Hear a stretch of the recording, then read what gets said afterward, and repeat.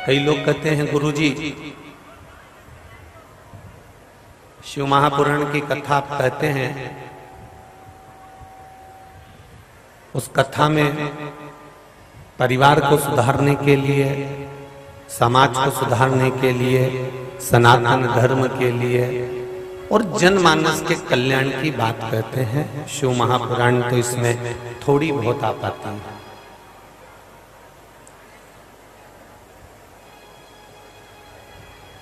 बहुत थोड़ी सी आई। शिव महापुराण को तो अपन छूते हुए, स्पर्श करते हुए और उसके चरणों को प्रणाम करते करते चलते हैं। कारण हम शंकर भगवान को जल चढ़ाना जानते हैं, हम शंकर भगवान को दूध चढ़ाना जानते हैं, हम शंकर भगवान को बेलपत्री चढ़ाना जानते हैं, हम शंकर भगवान की पूजन करना जानते हैं, पर हम ये नहीं जान पाते कि शिव में लीन होने के लिए, शंकर भगवान में समाहित होने के लिए शंकर भगवान की कौन सी अविरल भक्ति धारण करी जाए जिससे हम महादेव के हो जाएं और महादेव हमारा हो जाए। उस भक्ति को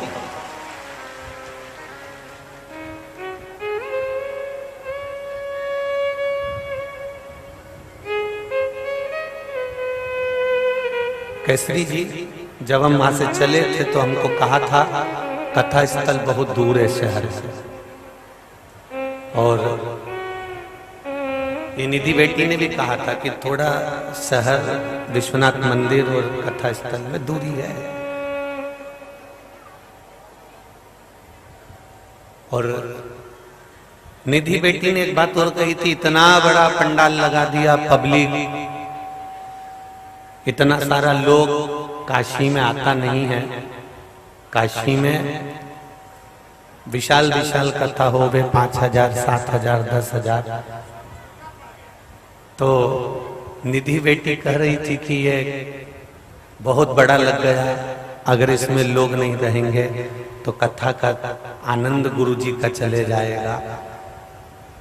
हम निधि बेटी से और केसरी जी आपको भी कहेंगे, कौशल जी कहेंगे कि जहां मेरा विश्वनाथ बैठा हो वहां कुछ खाली रह ही नहीं सकता।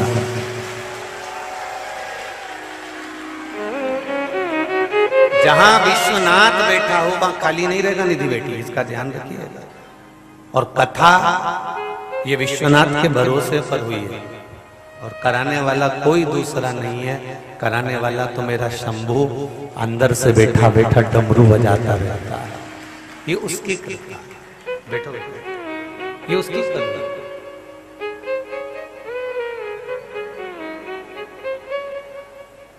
बाचने वाला प्रदीप मिश्रा नहीं है, सुनने वाले आप नहीं हो और करवाने वाले कौशल जी नहीं है। करवाने वाला भी विश्वनाथ और सुनाने वाला भी विश्वनाथ और सुनने वाला भी विश्वनाथ।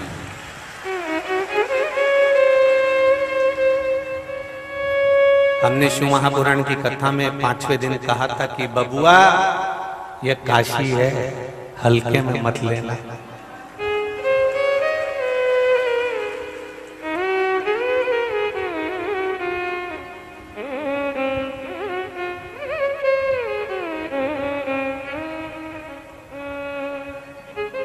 जो केवल भगवान को पाने के लिए आता है उसको कुछ नजर नहीं आता है।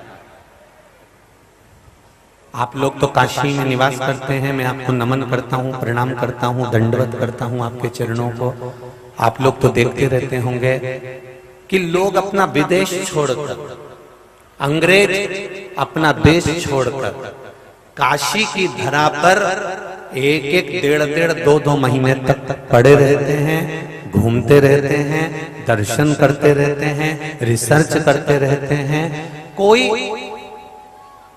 अपन जो निवास कर रहे हैं वो ट्रैफिक को देखकर थोड़ा सा डर जाएंगे, जो अपन निवास कर रहे हैं वो थोड़ी सी भीड़ देखकर डर जाएंगे, पर वो अंग्रेज जो विदेश से आए हुए हैं और भारत की भूमि पर काशी में दर्शन करने के लिए आए हैं, उनको ना तो ट्रैफिक से मतलब है, ना भीड़ से मतलब है, ना किसी चीज से मतलब है। वो अपनी मस्ती में केवल महादेव को खोजते हुए निकले चले जाते हैं कि महादेव कहाँ है।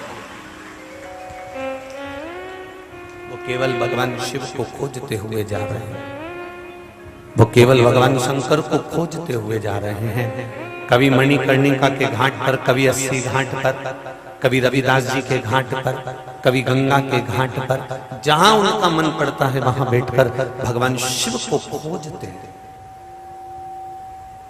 भगवान शंकर को ढूंढते हैं। हमारा आपसे भी यही निवेदन है,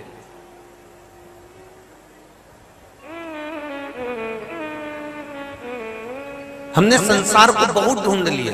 वो कहते हैं ना कि देख लिया संसार हमने, देख लिया सब मतलब के यार हमने देख लिया। झूठे नाते झूठे रिश्ते, झूठे नाते झूठे रिश्ते, झूठा है संसार हमने देख लिया। एक तू ही आधार हमने देख लिया। संसार में कोई आधार नहीं है, केवल एक परमात्मा का भजन, केवल एक स्मरण, केवल एक कीर्तन, केवल एक मंत्र जाप, केवल एक भगवान की शरणागति।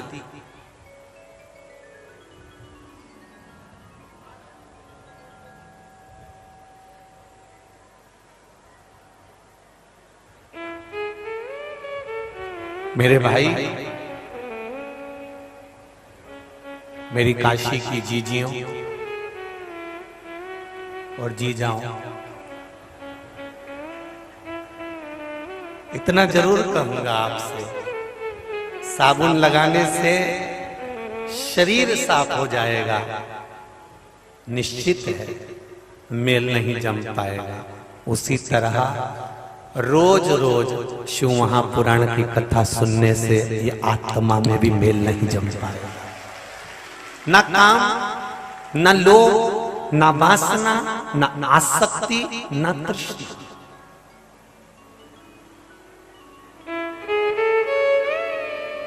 अरे कितनी अविरल भक्ति।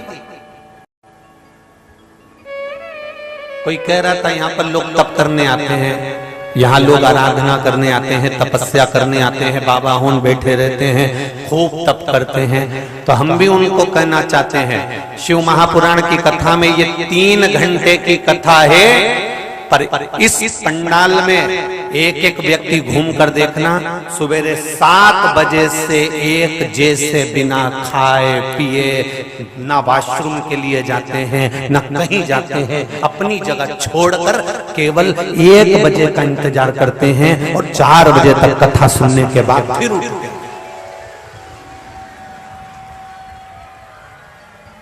एक उनकी तप साधना और एक इनकी तप साधना।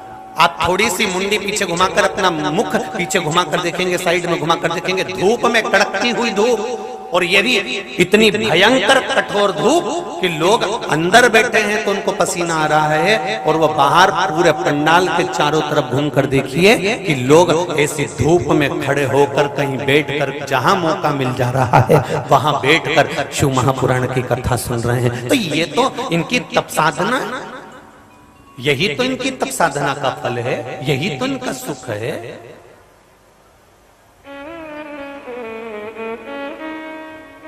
सुबह 7 बजे से 8 बजे से 4 बजे से स्थान घेर लेना, जगह संभाल लेना,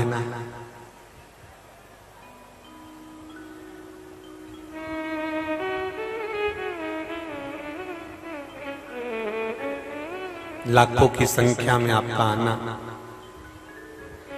ये अविरल भक्ति है। और यही भक्ति मेरा देवाधिदेव महादेव देखता है। अरे भाई,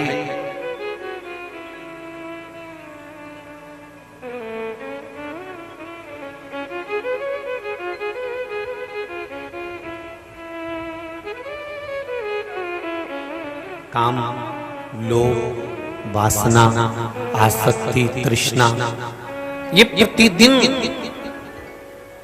ऐसा कोई दिन नहीं जाएगा जिस दिन ये काम, जिस दिन ये लोभ, जिस दिन ये वासना, जिस दिन ये अहंकार, जिस दिन ये तृष्णा हमारे ऊपर आसक्त नहीं होगा।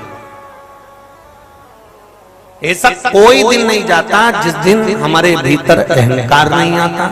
ऐसा कोई दिन नहीं जाता जिस दिन हमारे भीतर झूठ नहीं आता। ऐसा कोई दिन नहीं जाता जिस दिन हमारे भीतर अभिमान नहीं हो, अभिमत्ता नहीं हो, लोभ नहीं हो, तृष्णा नहीं हो, सब कुछ।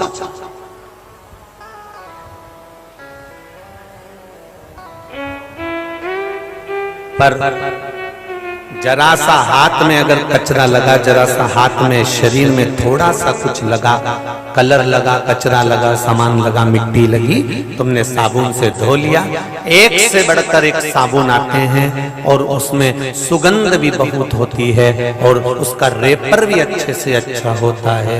बस साबुन के रेपर से, साबुन के ऊपर जो कागज लगा रहता है उससे मेल साफ नहीं होगा। साबुन के ऊपर जो कपड़ा लगा रहता है, कागज लगा होता है, उससे पन्नी से मेल साफ नहीं होता। साबुन अकेला रगड़ लिया बिना पानी के तो भी मेल साफ नहीं होगा। साबुन का काम है कि पानी के साथ मिलकर वो मेल को साफ कर देता है। उसी तरह शिव महापुराण का काम है कि भक्ति के साथ में रगड़कर वो भीतर के मेल को साफ कर देता है। ये निश्चित था। जो लोग रात में सफर करते हैं वो पूरी रात ड्राइवर से बात करते हैं। बोलो री जी जी हाँ, सही है कि गलत है?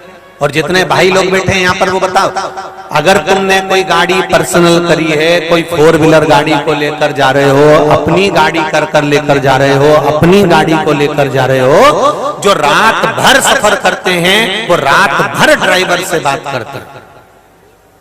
क्यों करते हो? हैं?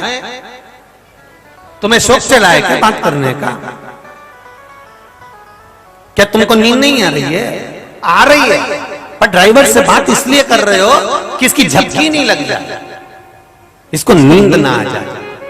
अगर ये सो गया तो हमें मंजिल तक, अरे बोलो तो जम के, नहीं पहुंचा सकता। इसलिए तुम ड्राइवर से रात भर बात करते हुए चलते हो। दुनिया के लोग रात में सफर करते हैं तो ड्राइवर से बात करते करते चलते हैं जिससे हम मंजिल तक पहुंच जाएं। उसी तरह शिव महापुराण की कथा कहती है जैसे रात को आप मंजिल पर पहुंचना है तो रात भर ड्राइवर से बात करते हो, तब जाकर उसको नींद नहीं आती और वो मंजिल तक पहुंच जाते हैं। उसी तरह शिव पुराण की कथा कहती है, शिव महापुराण की कथा केवल कथा नहीं है, इस कथा में हम और आप इसलिए बैठते हैं कि हम भी उस परमात्मा की मंजिल तक पहुंच जाएं। इसलिए चर्चा करते करते, स्मरण करते करते वहां तक पहुंचा जा सकता।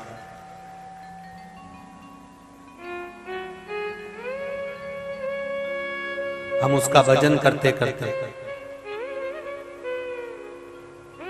एक ड्राइवर तुम्हारे घर में है जो तुम्हें मंजिल तक पहुंचाएगा, मंजिल तक छोड़ेगा, और एक ड्राइवर मेरा देव अधिदेव महादेव है जो तुम्हें भव सागर से पार कर देगा। भव सागर से वो भी मंजिल तक पहुंचाएगा।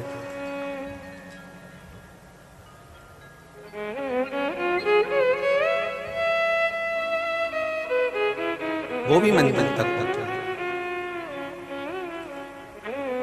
कितनी समझदारी की बात है, स्मरण करिएगा जरा।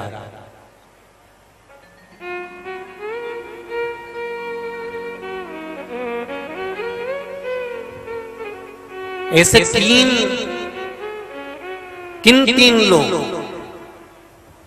तीन लोगों को देखकर मनुष्य को अपना रास्ता चेंज कर देना चाहिए।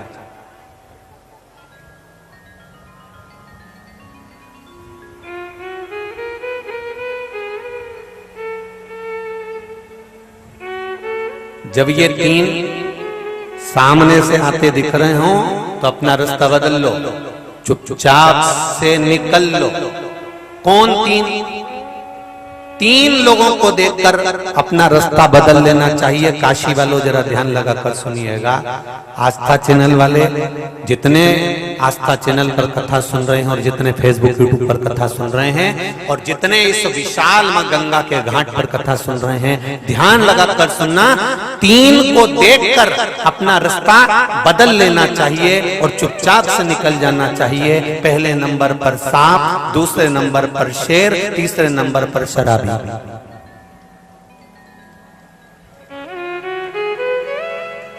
एक सांप, एक शेर, एक शराबी, इन तीन को अगर आता हुआ देख रहे हो तो इनके सामने खड़े मत हो, इनके सामने माथा पच्ची मत करो, इनके सामने दिमाग मत लगाओ, इनके सामने ना खड़े होकर रास्ते को बदलकर चुपचाप एकांत से निकल जाओ। क्योंकि सांप से अगर रास्ता भिड़ाओगे तो कोई मतलब नहीं है, शेर के सामने भी जाओगे तो कोई मतलब नहीं है, और शराबी को कितना भी समझाओगे उसको कोई मतलब नहीं है। इसलिए रास्ता बदल कर निकल। फिर शिव पुराण कहती है पानी में डूबने वाले को बचाया जा सकता है, पानी में डूबने वाले को निकाला जा सकता है, पानी में डूबने वाले को बचा सकते हो पर प्याली में डूबने वाले को नहीं बचा सकते, ये निश्चित। अब कितना भी समझाओ, कितना भी बताओ, कितना भी समझाने का प्रयास करो उसको, जो प्याली में डूब रहे हैं, हम उनसे निवेदन करेंगे कि जिंदगी का कोई सुख तुमको नहीं मिला। तुमने अभी देवाधिदेव महादेव को पहचाना नहीं है, तुमने अभी भगवान को पहचाना नहीं है। दिन भर का रिक्शा चला लेना, दिन भर की मेहनत कर लेना, दिन भर का काम कर लेना और थोड़ा सा पैसा इकट्ठा कर कर परिवार में थोड़ा सा पैसा देकर बाकी का पैसा सब ले जाकर गलत जगह पर लगा देना, इसमें श्रेष्ठता नहीं बनती है माना, इसमें श्रेष्ठता नहीं।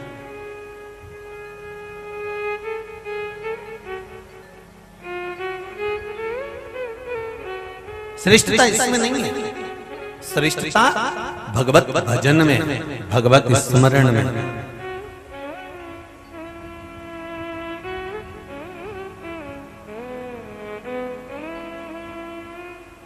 विश्वनाथ की धरा पर रह रहे हो,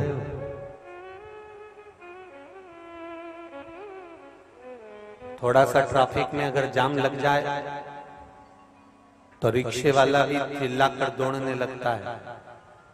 मेरा निवेदन है चिल्लाने की जगह पर अगर तुमको भगवान ने वाणी दी है और थोड़ा सा ट्रैफिक है, बाजू में से कोई अगर गाड़ी निकाल रहा है तो हम भी तो ब्रजभूमि जैसे राधे राधे या हर हर महादेव या विश्वनाथ कह सकते हैं।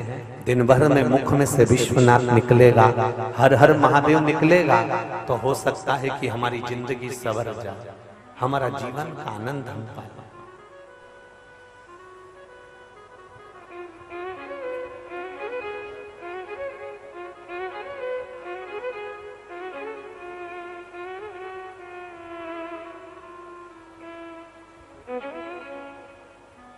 प्रतिदिन जो गंगा के घाट पर रहते हैं वो रोज गंगा नहीं नहा पाते।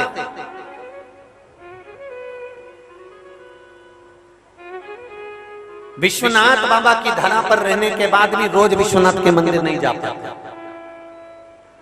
पूरी दुनिया, कर्नाटक, गुजरात, राजस्थान, मध्य प्रदेश, यहाँ वहाँ पूरा उत्तर प्रदेश, ना जाने कहां कहां से 1,000, 500, 200 किलोमीटर दूर से लोग विश्वनाथ बाबा का दर्शन करने आते हैं और हम 20 कदम चलकर भी विश्वनाथ के पास नहीं जा पाते हैं। जरा विचार करना अपने भाग्य को।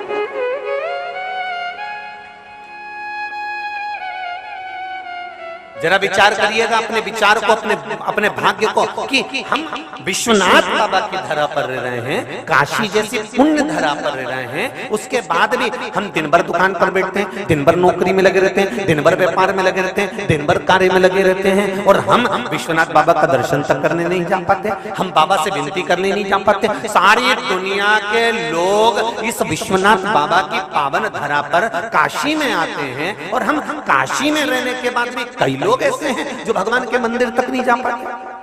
सावन में पूरी दूर दूर से लोग कांवड़ लेकर आते हैं और हम केवल उनका दर्शन कर लेते हैं, हम भगवान के मंदिर तक नहीं जा पाते। क्यों? किस लिए?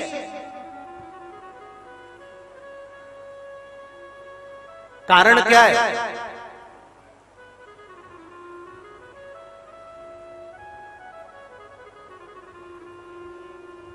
कारण क्या? हम सब दूर जा रहे हैं, पर विश्वनाथ बाबा की धरा तक, विश्वनाथ बाबा के चरणों तक नहीं पहुंच पा रहे। क्यों? क्योंकि हो सकता है कि हम भले बाबा की नगरी में रह रहे हैं, परंतु हो सकता है हमारे कुछ पाप कर्म बढ़ गए हों। तो बाबा ने कहा, मैं तेरा मुख नहीं देखूं, तू मेरे सामने मत आ। सारी दुनिया के लोग आए और अपन ना पहुंच पाए, तो अपने में दोष देखो, अपने भीतर दोष देखो कि हम भगवान की भजन क्यों नहीं कर पा रहे, हम भगवान का स्मरण क्यों नहीं कर पा रहे, हम भगवान का दर्शन क्यों नहीं कर पा रहे, हम विश्वनाथ बाबा की चौखट तक, उसके चरणों तक क्यों नहीं पहुंच पा रहे।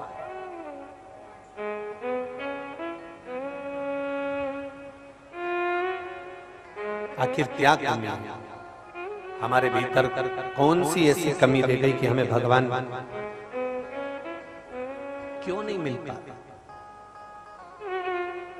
तुम्हें नींद आ रही है बहुत तेज और बच्चे गदर कर रहे हैं, बच्चे चिल्ला चोट कर रहे हैं, बच्चे सोने नहीं देते, तो तुम क्या करोगे? बच्चों को डांटोगे कि नहीं डांटोगे? अरे बोलो तो जम के बोलो जरा, डांटोगे ना? तुम्हें नींद तेज आ रही है, बहुत तेज नींद आ रही है, और बच्चे गदर कर रहे हैं, तो तुम बच्चों को डांट दोगे, और बच्चों को डांट दिया और बच्चे चुप ही हो जाएंगे। और तुमको बहुत तेज नींद आ रही है, बहुत तेज नींद आ रही है, और मक्खी तुम्हें परेशान कर रही है, अब क्या करोगे?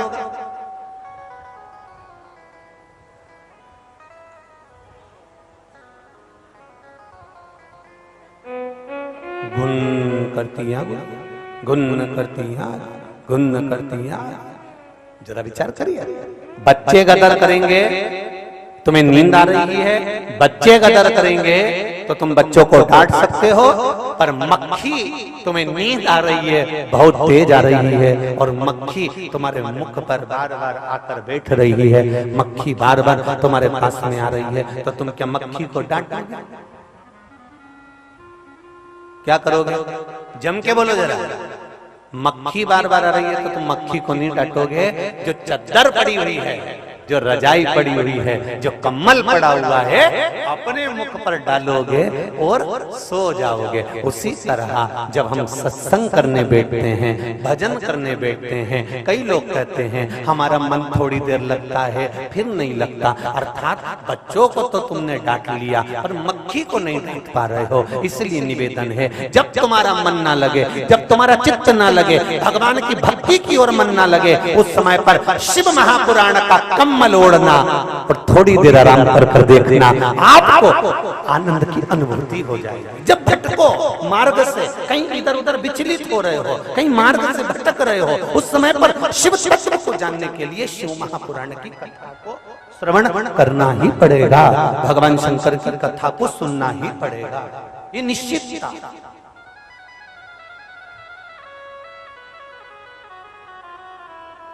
सब मतलब के यार हमने देख लिया, झूठे नाते झूठे रिश्ते, झूठे नाते झूठे रिश्ते, अरे झूठा है संसार हमने देख लिया, सब मतलब के यार हमने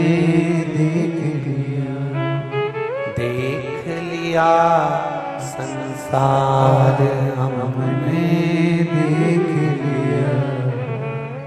इस संसार सागर में किसको देखोगे, कैसे देखोगे?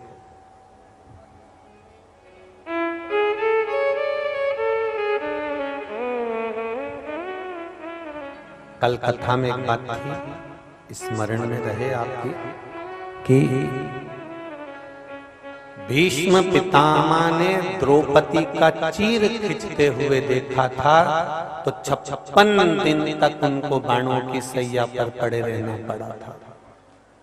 दृष्टि सही होना चाहिए। दृष्टि सही।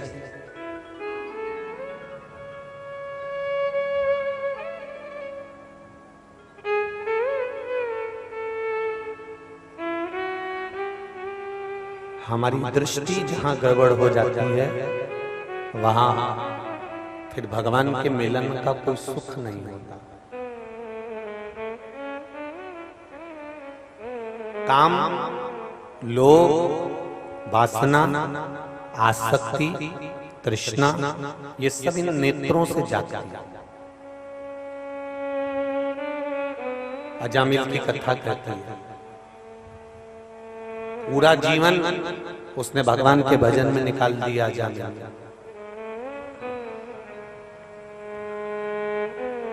श्रीमद् भागवत में लिखा है अजामिल ने पूरा जीवन भगवान के भजन में निकाल दिया। एक गड़बड़ी हो गई कि एक वैश्या के घर के सामने से निकल गया और वैश्या की सुंदरता पर लोभित हो गया। अब जरा विचार करिए, जिसने पूरी जिंदगी भजन किया, जिसने पूरा जीवन स्मरण किया, जिसने पूरा जीवन भगवत भजन में लगा दिया, जिसने पूरी जिंदगी बचपन भजन में गया, उसका पूरा बचपन भगवान की भक्ति में चले गया, केवल जवानी की दहलीज पर चरण रखा था, युवान अवस्था में पांव रखा था और सत्संग में डूबा हुआ था, भजन में डूबा हुआ था, तप साधना में डूबा हुआ था। दृष्टि वैश्या के दरवाजे से निकल कर जाता था, रोज निकल कर जाता था, अलग रास्ते से जाता था। आज रास्ता चेंज कर दिया और रास्ता बदला, और वहां रास्ता बदलने के बाद एक वैश्या के द्वार पर, वैश्या के दरवाजे के सामने देखा क्यों भीड़ हो रही है, क्या कारण है, इतनी भीड़ का कारण क्या है।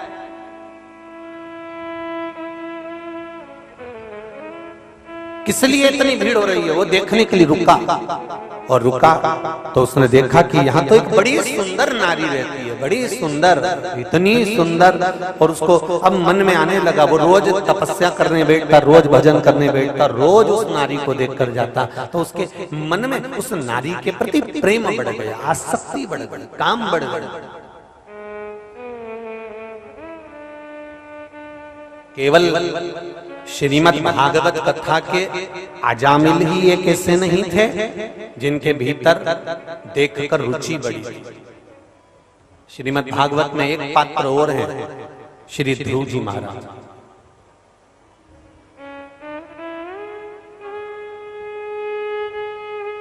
श्रीमद् भागवत कथा में एक पात्र और है, श्री ध्रुव जी महाराज।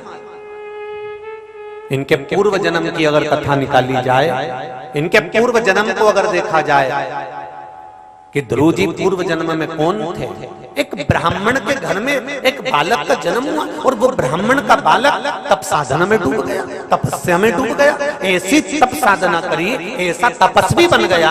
तपस्वी बनने के बाद जंगल में बैठकर केवल तपस्या कर रहा था। उसकी तपस्या इतनी प्रबल हो चुकी थी कि भगवान को दर्शन देना था। बस भगवान 5 महीने में, 6 महीने में प्रकट होने वाले थे। इतने में तो क्या हुआ कि जिस वन में वो बैठकर तपस्या कर रहा था, उसी वन में नगर का राजा, राजा का पुत्र युवराज उस नगर में, उस जंगल में आया, और जंगल में अपनी कुटिया बनाकर, एक झोपड़ा बनाकर उस जंगल में मृगा करने के लिए वहां रहने लगा। वहां उसके साथ में राजसी ठाठ था, पूरा आनंद था, और इतने में इसके नेत्र खुल गए। नेत्र खुलकर तपस्वी ने देखा कि कोई यहाँ रह रहा है, पता करा तो युवराज है। उसके पास में सारा ठाठ था, सारा वैभव था। उस ब्राह्मण के बालक के मन में आया, बताओ कितना वैभव, कितना ठाठ है, कितना आनंद है, मैं तपस्या में लगा हूं, ये राजा का बेटा युवराज है। और उसके मन में आ गया तपस्या करते करते कि एक बार मैं भी युवराज बनकर ये सारा सुख भोगना चाहता हूं, एक बार मैं भी युवराज बनकर ये सारा सुख भोगना चाहता हूं। बस उसके मन में तपस्या करते करते, साधना करते करते, आराधना करते करते ये भाव प्रकट हो गया कि मुझे एक बार ऐसा युवराज पद मिलना चाहिए। और बस तपस्या भंग हो गई और उसका अगला जन्म ध्रुव के रूप में हो गया। बाल्यावस्था में ही भगवान ने उसको दर्शन दे दिया। बाल्यावस्था में ही भगवान ने उसको दर्शन दिया। क्यों? क्योंकि उसकी तपस्या का मूल प्रारंभ समाप्ति पर था।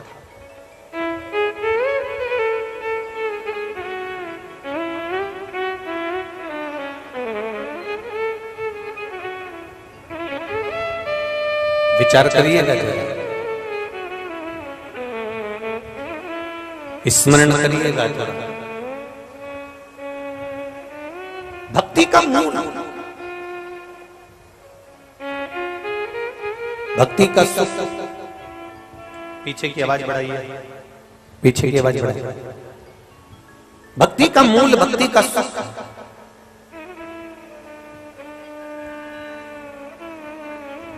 पीछे की आवाज बढ़ाइए।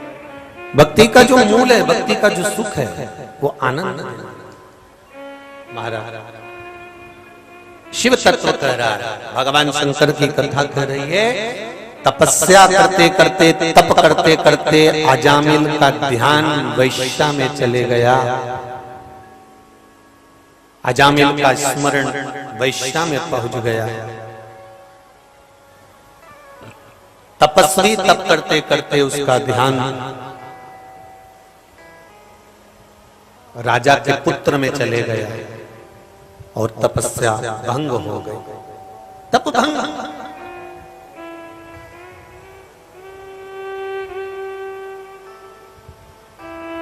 जरा विचार करिए, जरा सी भीड़ वैश्या के द्वार पर देखी और वैश्या के द्वार पर चले गया और वैश्या के द्वार पर जाकर उसकी चित्त, उसकी बुद्धि बदल गई। अभी तप साधना में लगा था, अब वैश्या में लग गया।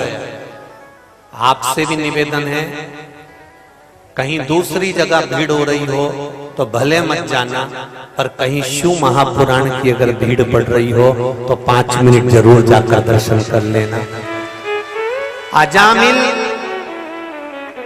एक वेश्या के दरवाजे की भीड़ को देखकर रुक गया था, तो वेश्या में फंस गया था।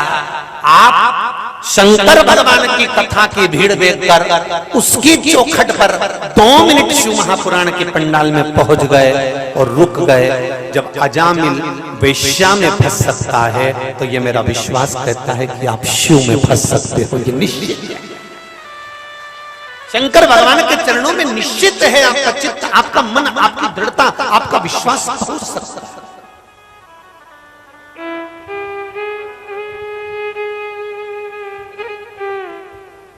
एक पत्र आया, ये हमने ज्यादा पत्र तो पढ़े नहीं क्योंकि आज ट्रैफिक में फंस गए थे, तो आने में थोड़ा सा देरी हो गया, तो पत्र नहीं पढ़ पाए। पर जो पत्र 3 एक पढ़े हैं, बाकी के सब याद रखते हैं।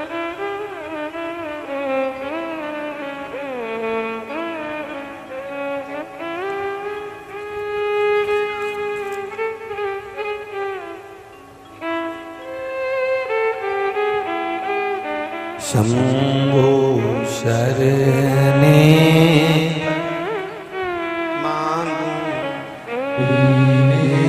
घड़ी दुख काटो, दया करी न दर्शन आपो। शंभो शरण वर्णन है। मेरा नाम अनारा देवी, मैं वाराणसी की रहने वाली हूँ। कहीं बैठी हूँ तो दोनों हाथ अवश्य हिलाइएगा। अनारा देवी वाराणसी से है, कहीं बैठी हो तो हाथ हिलाइएगा दोनों। गुरुजी, हम बाबा का क्या वर्णन करें,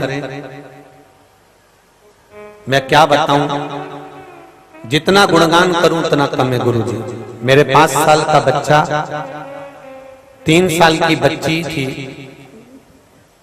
घर से 10 बजे रात को निकल गए और घर पर किसी को पता नहीं था। गुरुजी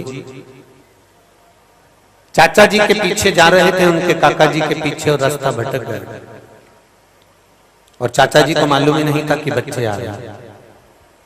जब बहुत दूर तक चला गया तब पीछे मुड़कर देखा तो बच्चा खड़ा था। फोन बेटे ने किया कि कोई दो बच्चों का स्मरण सब दूर हो रहा है।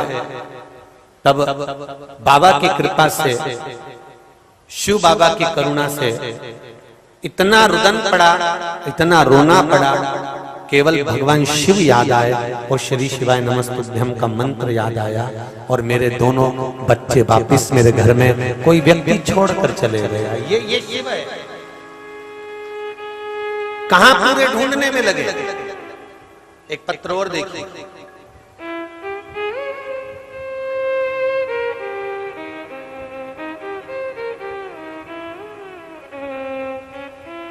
एलईडी चालू करिए, पीछे की एलईडियां चालू करिए।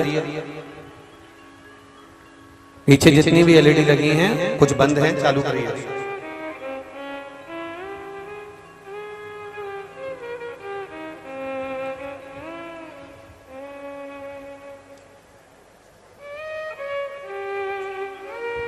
मैंने तेरे ही भरोसे, ओ बाबा तेरे ही भरोसे, हवा बिच उड़ती जावांगी, बाबा डोर हमको छड़ीला मैं कटी जावांगी।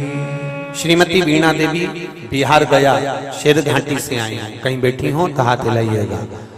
श्रीमती वीणा देवी बिहार गया शेर घाटी से आई हूँ। बाबा मेरे पास कोई शब्द नहीं, आपको धन्यवाद करने आई हूँ। मेरे भोले तेरा सहारा है, मेरी नैया का तू ही किनारा है। मैं और मेरे परिवार 2021 से रोज आस्था चैनल पर कथा सुन रहे हैं। मेरा बेटा 2014 से परीक्षा दे रहा था पर उसका प्रमोशन नहीं हो रहा था। फिर मैंने पशुपति व्रत करना शुरू किया। जैसे ही मेरा दूसरा व्रत पूर्ण हुआ, बाबा की ऐसी कृपा हुई कि दिन में मेरे बेटे का प्रमोशन का लेटर आ गया और मेरे बेटे का प्रमोशन हो गया। ये शिव है। औ घड़ी शंकर,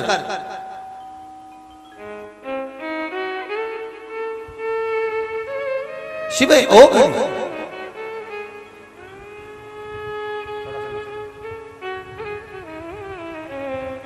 और जब शिव ओघड़ी स्वयं आकर संभालता है, मेरा देव अधिदेव महादेव स्वयं आकर संभालता है, तो अपने आप सब संभाल जाता है। अपने आप सब समझ जाता है।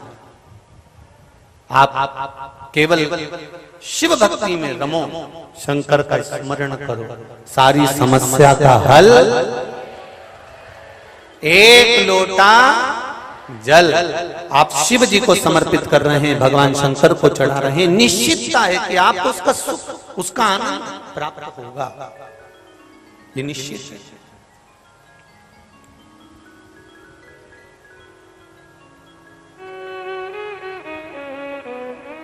महाराज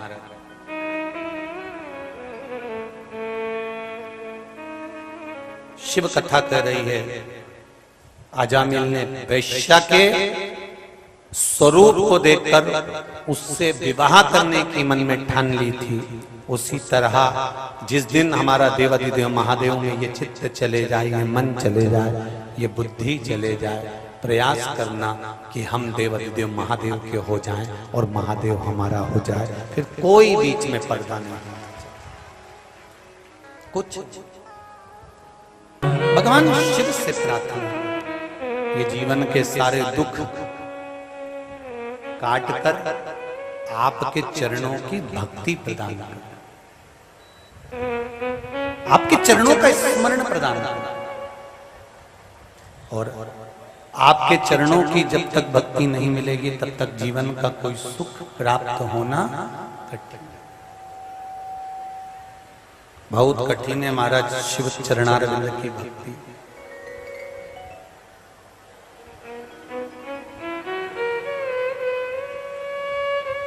देखिए विदल और उत्पल, ये दो असुर ऐसे हैं कि जिन्होंने माता पार्वती जी की सुंदरता देखकर उनकी ओर आसक्त हो गए। ये उनकी ओर आसक्त हो गए।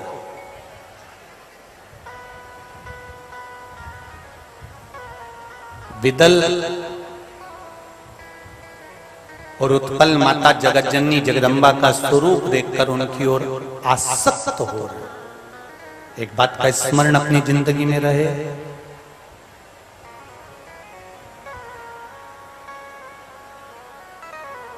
अभी नवरात्रे गए हैं, नवरात्रे में आपने माँ देवी का स्वरूप देखा होगा, माँ दुर्गा का स्वरूप देखा होगा, माँ भवानी का स्वरूप देखा होगा।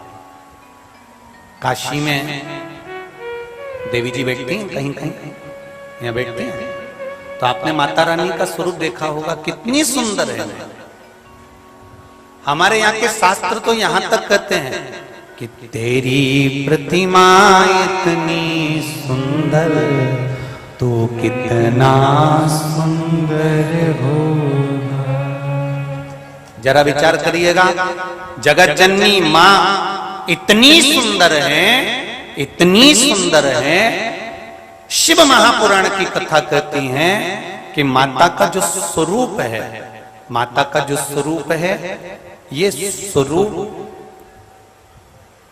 घर की जो माँ होती हैं, माता होती हैं, इनका स्वरूप जो होता है, ना जाने कितने कितने जीव, जैसे विदल, उत्पल, या असुर हैं, राक्षस हैं। ये विदल और उत्पल जब माता की ओर देखकर आसक्त हुए, तब मां जगत जननी ने भगवान शिव की ओर स्मरण कर कर कंदुक का प्रहार कर कर इनका संहार कर दिया।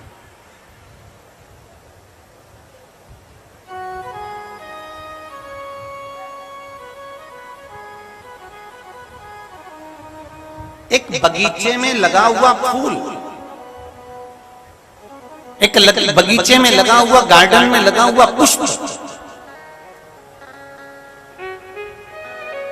देखो, सुगंध लो, नैनों को सुख पहुंचा, पर उस पुष्प को तोड़कर कुचलना नहीं है, फेंकना नहीं है। पुष्प की सुंदरता है कि वो भगवान की शरणागति में जाए, भगवान के चरणों में जाए। पुष्प की सुंदरता है कि वो भगवान की शरणागति में पहुंच जाए। उसी तरह भगवान अगर सुंदरता देता है तो इसलिए नहीं देता कि हमारे भीतर अभिमान प्रकट हो या अहंकार प्रकट हो। भगवान सुंदरता देता है तो इसलिए देता है कि आप लोगों को प्रेरणा दे सको कि हम भले सुंदर हैं, पर हम शिव की आराधना में, राम की आराधना में, कृष्ण की आराधना में डूबे हुए हैं। क्योंकि इस काया से हमें कोई मतलब नहीं, हमें शिव से, हमें शंकर से मतलब, हमें राम और कृष्ण से मतलब।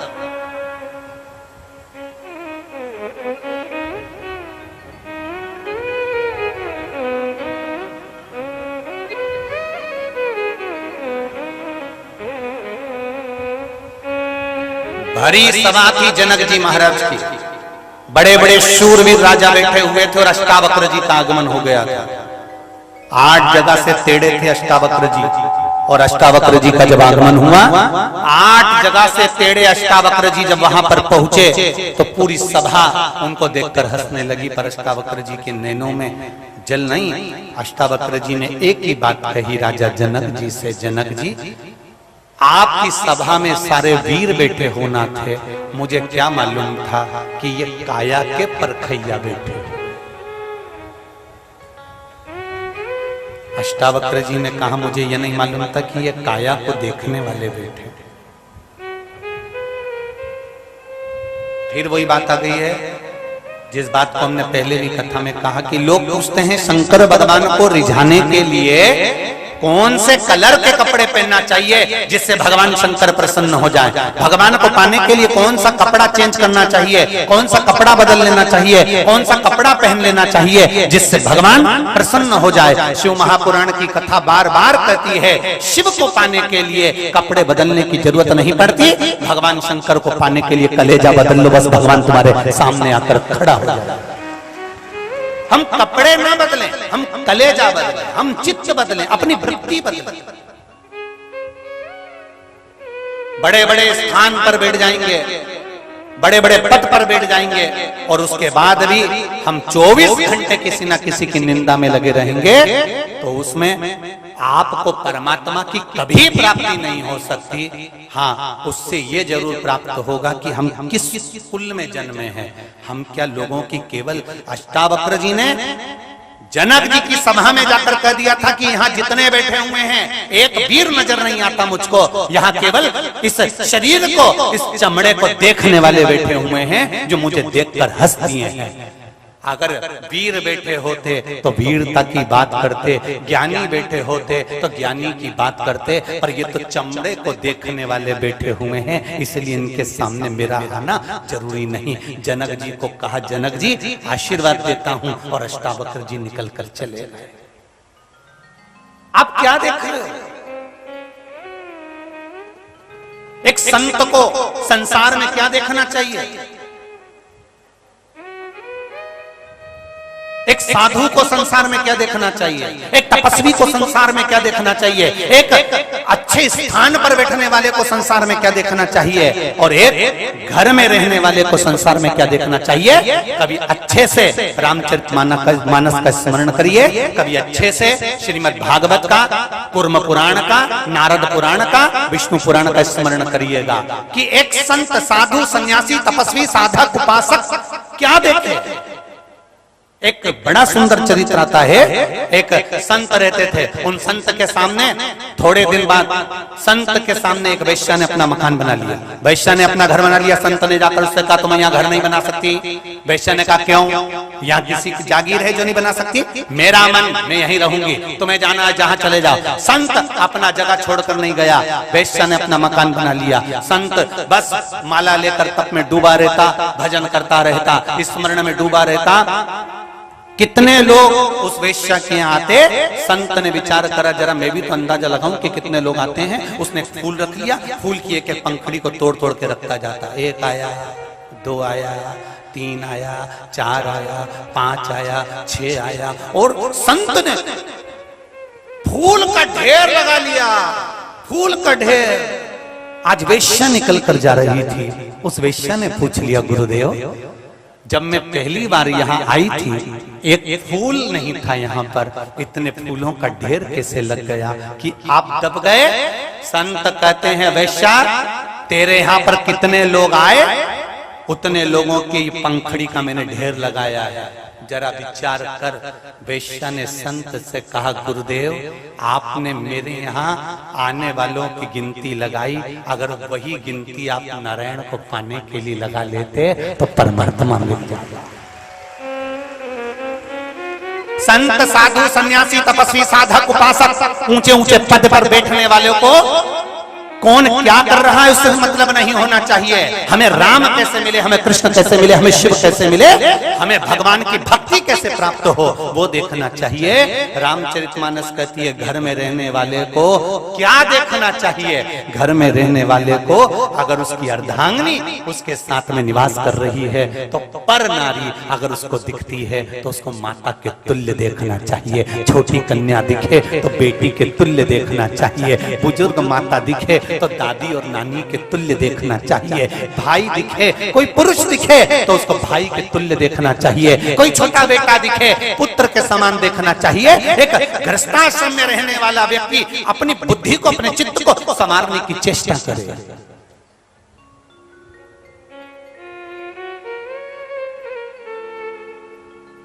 हम क्या देख रहे हैं? काशी में आने के बाद भी अगर हम ट्रैफिक देखेंगे, काशी में आने के बाद भी हम अगर नाली का कचरा देखेंगे, काशी में आने के बाद भी अगर हम कुछ गलत देखेंगे तो ये हमारी दृष्टि का दोष है, हमारी दृष्टि का दोष है।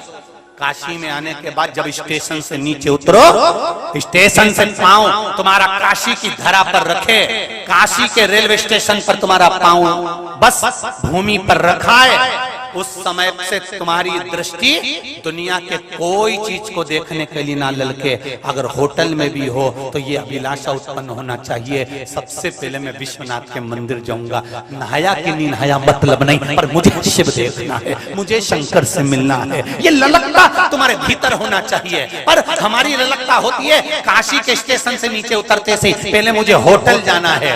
भगवान भी कहते हैं होटल में जाना था तो आया क्यों? पहले सबसे पहली ललकता जब किसी लड़की को लड़का देखने के लिए पहली बार जाता है, उसको ना चाय से मतलब होता है ना रसगुल्ले से मतलब होता है, उसको तो मतलब होता है कि जगदम्बा कब आएगी, उसको उससे मतलब वो आएगी। ना उसे चाय पीना है, ना उसको नाश्ता करना है, ना उसको भोजन करना है, पहली जिसको मैं देखने के लिए आया हूं वो मुझे दिख जाए। लड़की के लिए आशा रहती है जिस लड़का मुझे देखने के लिए आया है वो मुझे दिख जाए, मैं उसको देख लूं वो मुझे देख ले। उसी तरह हमें होटल की नहीं, धर्मशाला की नहीं, हमें व्यवस्था की नहीं, हमें मूलता होना चाहिए। स्टेशन से नीचे उतरते से मेरा शंभू कहाँ है, बहुत दिनों से नहीं देखा, एक बार मेरा विश्वनाथ मिल जाए, मैं जाऊं उस शंकर के पास, मेरे वो घड़ी के पास में, और दिल से बैठ कर कह दूं कैसा है महादेव, बहुत दिन हो गए मुझे बुलाने में, बहुत देरी कर दी, मैं बहुत रोया, तुझे हर पल बुलाता रहा मेरे महादेव, और तूने मुझे इतने दिनों में बुलाया, इतने दिनों में।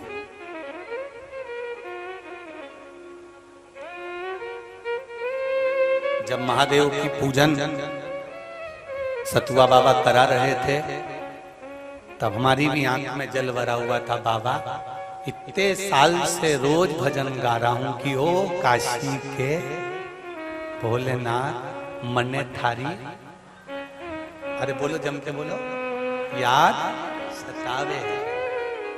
और इतने समय के बाद तेरी याद सताई।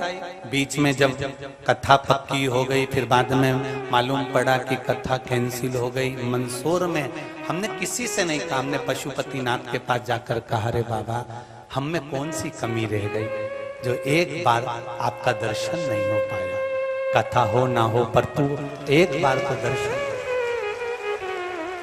कमी क्या रह गई रे मैं बाबा।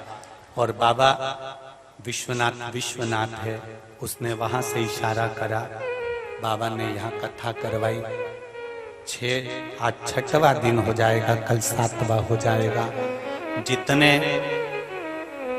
गंगा के घाट पर ये विश्वनाथ की कथा का जो आनंद चल रहा था, ये मेरा विश्वास कहता है खुशियों से अभी तक तुम्हारी झोली भरी थी, अब बेग भक्त कर लेकर जाओगे, निश्चित है, निश्चित है। जो रह गया वो बाद में पछताएगा जरूर, ये भी निश्चित है। जो रह गया, एक पत्र एक फौजी ने लिखा है, उसने अपनी फौजी का लेटर भी लगाया है जो सरकार का होता है। मैं फौजी हूं, संजय मेरा नाम है, कहीं बैठे हो तो हाथ हिलाइएगा, आप ही हैं। मैं फौजी हूं, 24 साल देश की सेवा करी है। 2018 में 31 दिसंबर को मैं रिटायर हुआ हूं। सर्च ऑपरेशन के दौरान ड्यूटी पे मेरा पहाड़ से पांव फिसल गया और हम बहुत दूर तक हम नीचे गिरते गिरते गए, मेरा पांव टूट गया, मेरा दाहिना पैर टूट गया और मैं पूर्ण रूप से चल नहीं पा रहा था, लाचार था। उसी दौरान मेरा रिटायरमेंट भी हो गया। बाद में मैं घर आ गया। घर पर आकर पहली बार टीवी खोली और आपकी कथा मिली, आपने एक शिव जी को जल चढ़ाने का वर्णन किया। मैंने बाबा पर विश्वास रखकर एक लोटा जल चढ़ाना प्रारंभ किया। चल नहीं पाता था, टेक कर चलता था। सारे लोग मुझे लंगड़ा कहते थे कि ये लंगड़ा हो गया, पर मैं आज काशी में दिखाने के लिए आया हूं कि मैं लंगड़ा नहीं, मैं तगड़ा हो गया। आओ आओ आओ फौजी भाई, पधारो।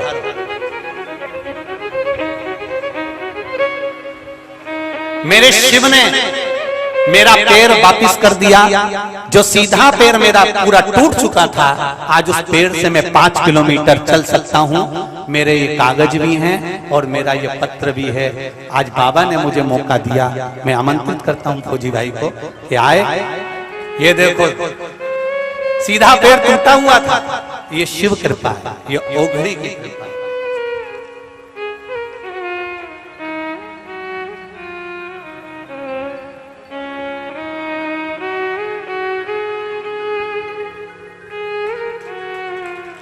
शंभो।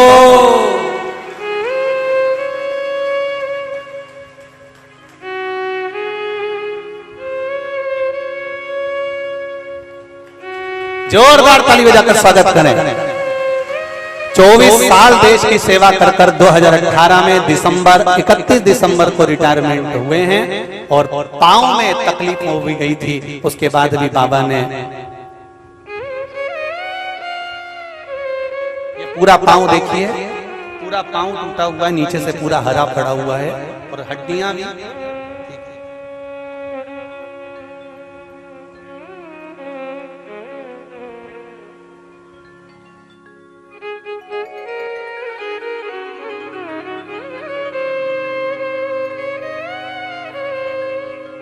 यही काशी के निवासी हैं। एक बार जोरदार ताली बजाओ काशी वालों। हमें गौरव है फौजी भाई।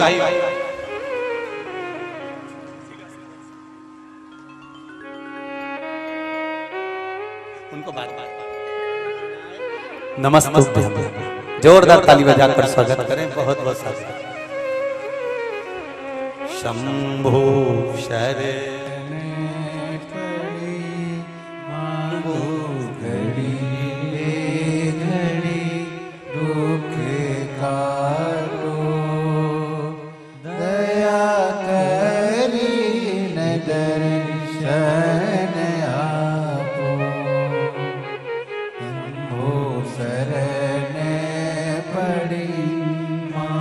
फौजी भाई का कहना है पहली बार कथा मेरी धर्मपत्नी ने सुनवाई थी और इन्हीं ने मुझे कथा सुनने की प्रेरणा दी थी और आज मेरा पांव इन्हीं के बल पर बाबा की भक्ति से ठीक हुआ है। श्री शिवाय नमस्ते।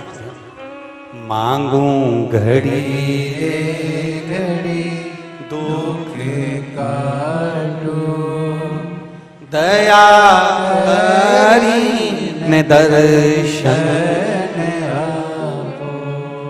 शंभो शरण पड़े मांगो घड़ी रे घड़ी दुख काटो दया करी न दर्शन आपो। शिव तत्व है ये, भगवान शंकर को पाना। एक बेटी बैठी हुई है यहाँ पर जिसका फेफड़ा एक साइड का पूरा फेफड़ा खराब हो गया है और पूरा फेफड़ा खराब होने के बाद में डॉक्टर ने कह दिया था कि यह अच्छी जिंदगी नहीं जी सकती। शिवजी पर एक लोटा जल आप ही हैं, आप ही ने भेजा। जो दोनों हाथ हिला दीजिए एक बार। श्री शिवाय नमस्ते। एक साइड का फेफड़ा पूरा खराब है, डॉक्टर ने कह दिया था ये कुछ नहीं कर सकती, 2 कदम नहीं चल सकती, पर बाबा की कृपा से एक लोटा जल और बेलपत्र का फर्क इतना है कि मेरी बेटी आज पूरी तरह से ठीक है और बाबा की कृपा से उसको पशुपतिनाथ व्रत की कृपा से उसका मुंबई में पवई में एक अच्छी कंपनी में जॉब भी लग गया है। मैं बाबा को धोख लगाने के लिए। श्री शिवाय नमस्ते। बैठिए। हर हर शिव तत्व है, उदारता मेरे शिव।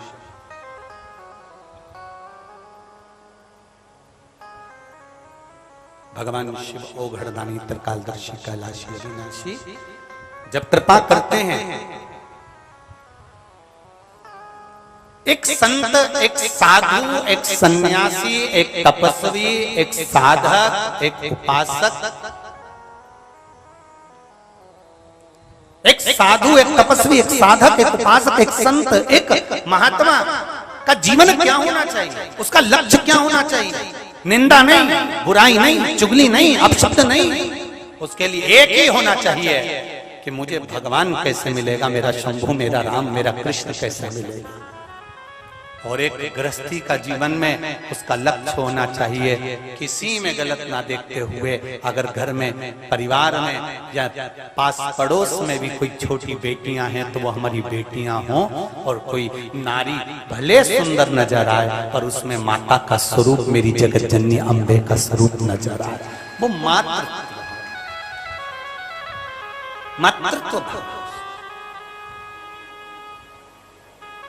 केवल मातृत्व।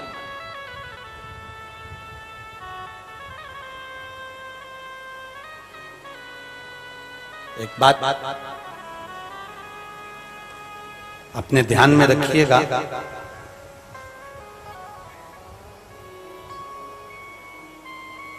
जब तक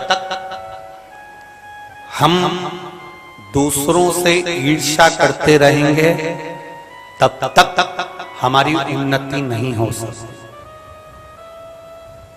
क्या करते रहोगे? ईर्ष्या। अगर हम दूसरे से ईर्ष्या करते रहेंगे तो हमारी उन्नति नहीं हो सकती, ये निश्चित है।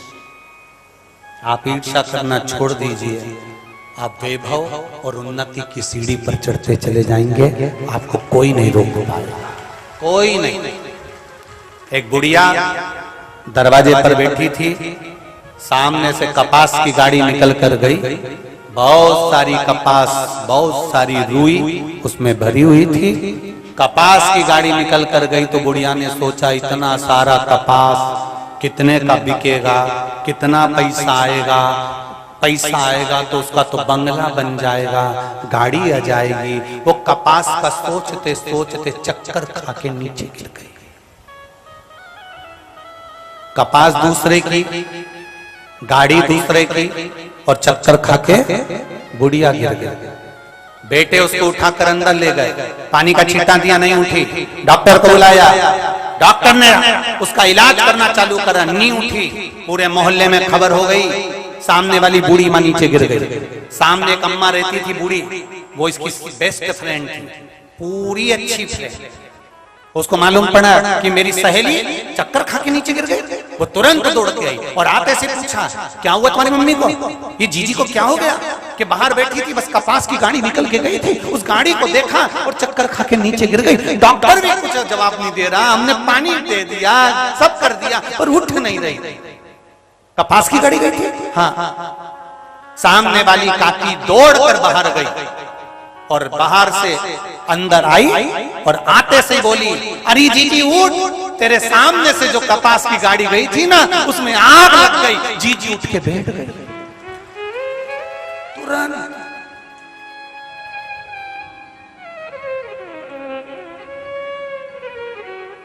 बच्चों ने पूछा, काकी आपने हमारी मम्मी को कैसे अच्छा कर दिया? कुछ नहीं बेटा, कुछ नहीं करा।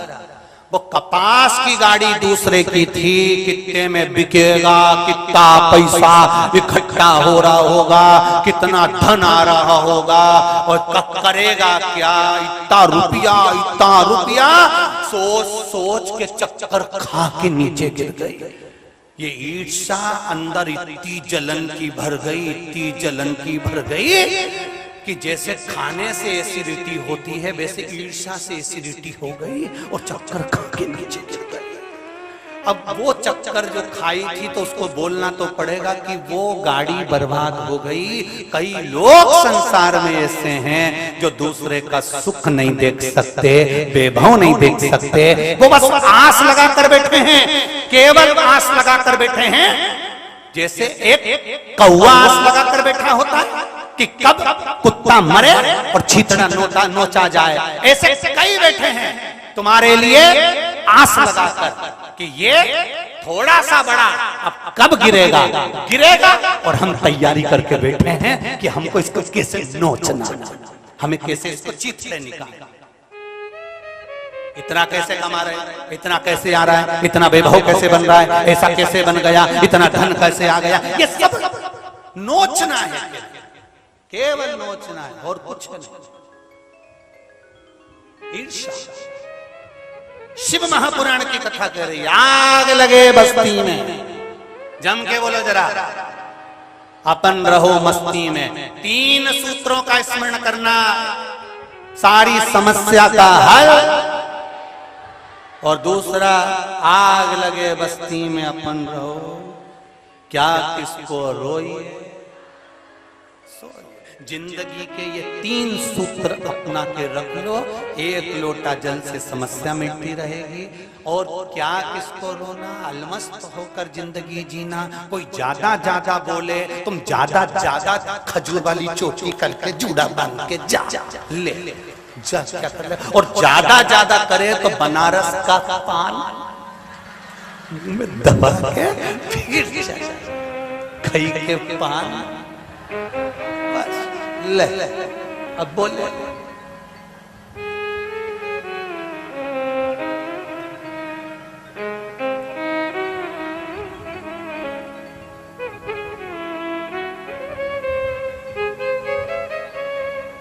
जितनी मस्त की जिंदगी जी सकते हो, अलमस्त। मनुष्य का शरीर वापिस नहीं मिलेगा। 83,99,999 जीवन निकलने के बाद तब मनुष्य बने हो। इसको ऐसे ही मत गवा देना कि केवल खाया पिया एंजॉय, नहीं नहीं, खूब एंजॉय की जिंदगी जियो, खूब अच्छा खाओ, अच्छे से रहो, फुल जिंदगी एंजॉयमेंट जियो। और साथ में 1 लोटा जल शंकर जी के मंदिर में जाके चढ़ाते रहो। बस ये जिंदगी अलमस्त जियो। और कोई मतलब नहीं अपने को, बस भगवान की भक्ति जरूर करना। मनुष्य का जीवन मिला है, खूब बढ़िया बढ़िया खाओ पियो मौज करो अपनी जिंदगी। रोज तुम्हारी अगर पाचन क्रिया ठीक है तो रोज पोया हलवा गुलाब जामुन इमरती भजिया पकौड़ा खा, कौन मना करे। और ज्यादा कभी कभी हफ्ते में 1 आध बार लिट्टी ने चोखा।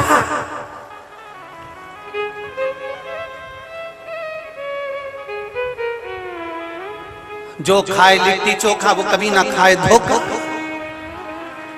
ऐसा है लिट्टी और चोखा।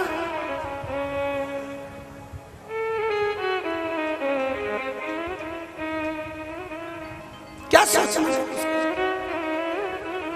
और जब मन हो जाए और लगे कि अब हमारे घर में कोई त्योहार आ रहा है तो ठेहुआ, क्या बोलते ठेहुआ, वो मीठा मीठा आटे में गुड़ घोल के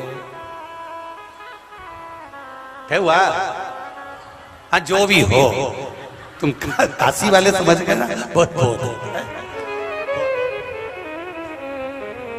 सहजता नहीं। अपने जीवन को मस्त जियो ना, हमें ईर्ष्या देखना है ना, हमें निंदा करना है ना, हमें बुराई करना है। और जो करे करे अपनी मस्ती में, अपने आनंद में। श्री शिवाय नमस्तुभ्यं, श्री शिवाय नमस्तुभ्यं। भगवान की भक्ति को धारा कर। विदल उत्पल माता पार्वती के सुंदर स्वरूप को देखकर आसक्त हुए पार्वती जी ने कुंदुक उठाकर प्रहार करा। और कुंदुक उठाकर जब प्रहार करा तो वो विदल उत्पल का अंत तो हो गया, पर कुंदुक मेरे बाबा देवाधिदेव महादेव के चरणों में जाकर गिर गया। शिव जी का नाम कुंदकेश्वर पड़ा। क्या नाम पड़ा? कुंदकेश्वर। पहले भी कथा में कहा, आज फिर कह रहे हैं, जब बहुत भारी रोग शरीर में हो जाए, डॉक्टर दवाई दे, वो दवाई अगर नहीं लग रही हो तो डॉक्टर की ही दवाई खाओ और कुंदकेश्वर महादेव का नाम लेकर खाना चालू करो, दवाई असर करना प्रारंभ कर देगी। निश्चित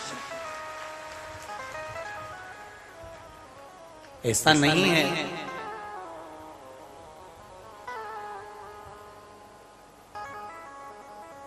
दुनिया में केवल एक डॉक्टर ही ऐसा होता है जो भगवान का स्वरूप होता है, जिस पर हम विश्वास कर कर उसके पास जाते हैं और अपने दिल की बात कहकर उससे औषधि लेकर आते हैं।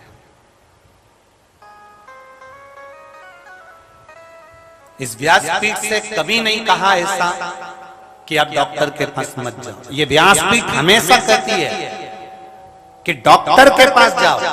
जांच कराओ, दवाई लाओ और उस दवाई को, उस औषधि को कुंदकेश्वर महादेव का स्मरण कर कर खाओ, जिससे एक बार खा ली जाए तो दूसरी बार जरूरत नहीं पड़े और शरीर ठीक हो जाए। शरीर दवा के साथ में दुआ की भी जरूरत पड़ती है, इसलिए एक लोटा जल शिव जी को रोज चढ़ाओ, थोड़ा सा आचमन करने के लिए लेकर आओ, बेलपत्री चढ़ाओ। कभी कभी अगर हमारे शरीर में ज्यादा कष्ट हो रहा है, ज्यादा बीमारी आ रही है, ज्यादा तकलीफ आ रही है, तो बेलपत्री की जो बीच वाली पत्ती है, बीच वाला जो पत्ता है, अशोक सुंदरी वाली जगह पर उसको, जैसे जल इधर बहता है तो अशोक सुंदरी वाली जगह पर बेलपत्री का पत्ता इस तरह से रखकर कलश में जो जल है वो जल उस बीच वाले पत्ते पर, अशोक सुंदरी वाली जगह पर अपने शरीर में अगर ज्यादा कष्ट है, घुटने में अगर डॉक्टर बोल रहा है कि घुटना बदलना पड़ेगा या कोई गैप आ गया है हड्डी में तो शरीर में ये ऑपरेशन करना पड़ेगा या गुरिया खसक गया है, तो उसके लिए डॉक्टर की दवाई तो जरूर खाओ, साथ में बीच वाली जो पत्ती है जो आपने अशोक सुंदरी वाली जगह पर रखी है, वहां 7 बार भगवान शंकर के नाम से, कुंदकेश्वर के नाम से जल चढ़ाओ। फिर थोड़ा सा जल बचा हुआ 3 बार शिवलिंग के ऊपर चढ़ाओ। उसी पानी में से थोड़ा सा आचमन जितना पानी कलश में लेकर आ जाओ या कटोरी में लेकर आ जाओ, उसको दिन भर में 3 बार पीना प्रारंभ करो कुंदकेश्वर महादेव के नाम से, और फिर 15 दिन बाद जांच कराओ। बाबा चाहेगा ऑपरेशन की जरूरत नहीं पड़ेगी, शिव तत्व हो जाओ। कौन से महादेव? कुंदकेश्वर महादेव। ये शंकर भगवान का एक स्वरूप, जब माता पार्वती जी ने कुंदुक का प्रहार करा था और वो कुंदुक विदल उत्पल को मारने के बाद शिव जी के चरणों में जाकर गिरा था, तो वो कुंदकेश्वर महादेव। कुंदकेश्वर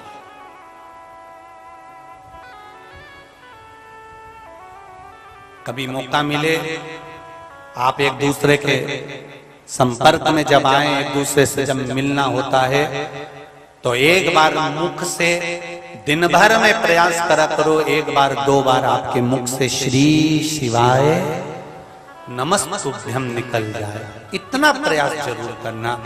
मंदिर विश्वनाथ के दर्शन कर रहे हो, बहुत सारे लोग दर्शन कर रहे हैं, एक बार जमकर चिल्लाकर बोली देना कि श्री शिवाय नमस्तुभ्यं। काल भैरव का दर्शन कर रहे हैं, देवी का दर्शन कर रहे हैं, किसी शंकर मंदिर का दर्शन कर रहे हैं, एक बार जम के आवाज लगाकर कहना। उसका कारण है अपने भीतर की जो काम, लोभ, आसक्ति, वासना, तृष्णा, कोई पाप कर्म हमारे जीवन में हमारे द्वारा कोई पाप, ऐसा नहीं कि संसार में कोई व्यक्ति ऐसा हो गया जिससे पाप नहीं होता। श्रीमद् भागवत कहती है 4 स्थान पर हर व्यक्ति से पाप होता है। पहला, झाड़ू लगाते समय छोटे छोटे जीव मर जाते हैं, पाप हो जाता है। अग्नि जलाते समय पतंगे जल जाते हैं, पाप माथे चढ़ जाता है। नहाते समय, कपड़ा धोते समय, स्नान करते समय, बर्तन मांजते समय छोटे छोटे जीव मर जाते हैं, अपने को नहीं दिखते, पाप माथे चढ़ जाता है। चौथा, घर से जाते समय अपने पांव के नीचे, चप्पल के नीचे छोटे छोटे जीव मर जाते हैं, पाप माथे चढ़ जाता है। 4 स्थान पर हर व्यक्ति से पाप होता है, चाहे कोई भी। ये पाप की गठरिया उसके मस्तक पर बंधी रहती है। पाप कहां जाकर कम होता है? जब हम किसी देवालय में, कथा में, मंदिर में पहुंचते हैं और हमारी नाभि से जब आवाज निकलती है। तुमने कई बार देखा होगा, विश्वनाथ जी के दर्शन करने जाते होगे या भगवान के मंदिर दर्शन करने जाते होगे, तो कई बार आप लोगों ने देखा होगा कि कई साधु, सन्यासी या कोई संत इतनी जम के चिल्लाता है कि अपने को डर लग जाता है। आते से चिल्लाएगा, एकदम मन में भय लगेगा, कौन चिल्लाया? कारण क्या? वो चिल्लाया नाभि से। क्यों चिल्लाया? 4 स्थान पर पाप होता है, वो पाप कहीं नहीं कटता। मरने से पहले उस पाप को अगर काटना है तो या तो शिव महापुराण की कथा में जाकर या शंकर के मंदिर में जाकर जम के बाबा को पुकार लो, कट जाता। कट पाप कटने का स्थान ही है।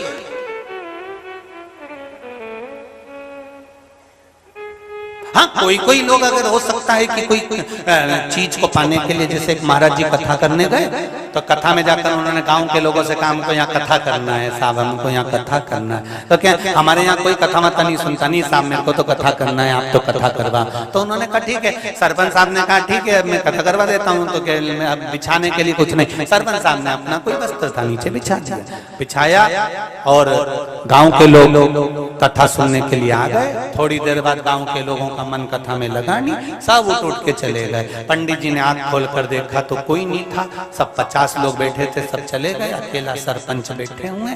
तो सरपंच साहब को देखा तो पटेल साहब से कहा पटेल साहब सब चले गए, तुम नहीं गए? पटेल साहब बोले कि गुरुजी मैं तो कब का चले जाता, पर मेरी धोती पे तो तुम बैठे हो।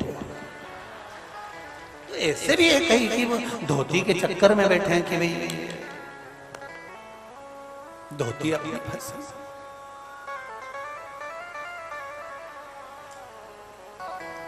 शिव के द्वार पर जाना, शिव महापुराण में जाना, एक बार दिल से नाभि से कहना श्री शिवाय हर हर नमः शिवाय। दिल से कह दो उसका नाम का उच्चारण, उसके दिल से, ये नाभि कोष से निकलना चाहिए।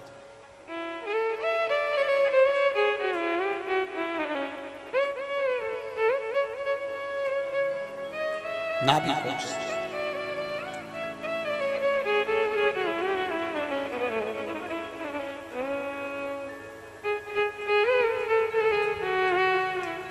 महाराज कथा कर रही है, आगे वर्णन आया।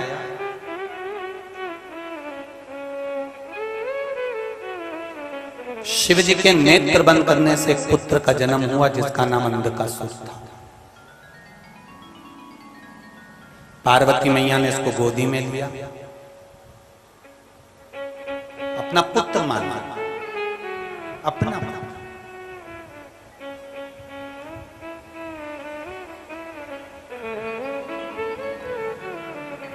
शिव जी ने मना करा इसको तो समुद्र में फेंक दे। पार्वती मैया फेंकना नहीं चाहती क्योंकि मेरा पुत्र है, मेरा बेटा है।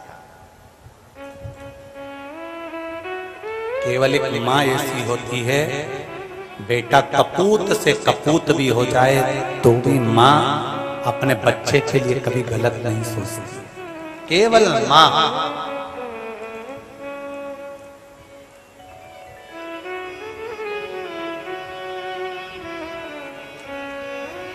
केवल एक माँ, उसके सिवा कोई नहीं।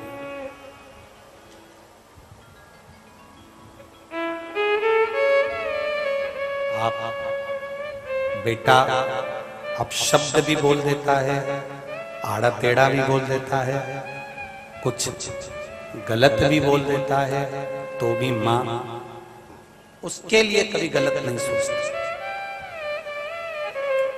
कभी गलत विचार उस माँ के भीतर नहीं आता कि मेरा बेटा का अनर्थ हो जाए या बेटा बेकार हो जाए या नष्ट हो जाए। जैसे माता और पिता अपने बच्चे के लिए कभी गलत नहीं सोचते, संसार में जन्म लेने वाले बच्चे भले परमात्मा के लिए गलत गलत बोल देते हैं, परमात्मा के लिए अपशब्द बोल देते हैं, पर कभी परमात्मा अपने बच्चों के लिए गलत नहीं सोचता। वो सोचता है कि इसका उद्धार हो जाए, कभी गलत नहीं सोचता।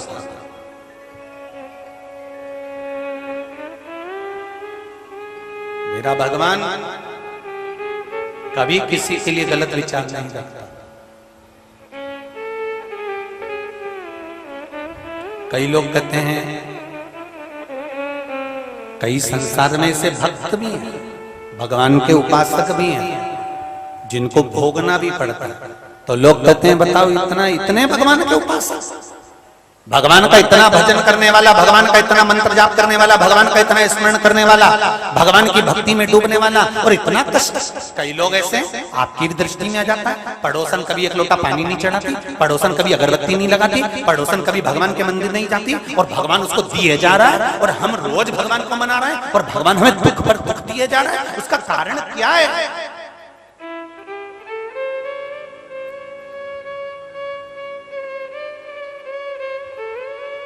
कारण क्या है? थोड़ा सा कष्ट आएगा, आप हारना मत। ये कष्ट आया है, भगवान अपनी ओर तुम्हें बुलाना चाहता।